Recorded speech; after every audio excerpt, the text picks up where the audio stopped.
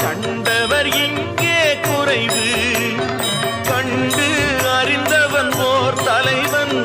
கண்டு அறிந்தவன் ஓர் தலைவன்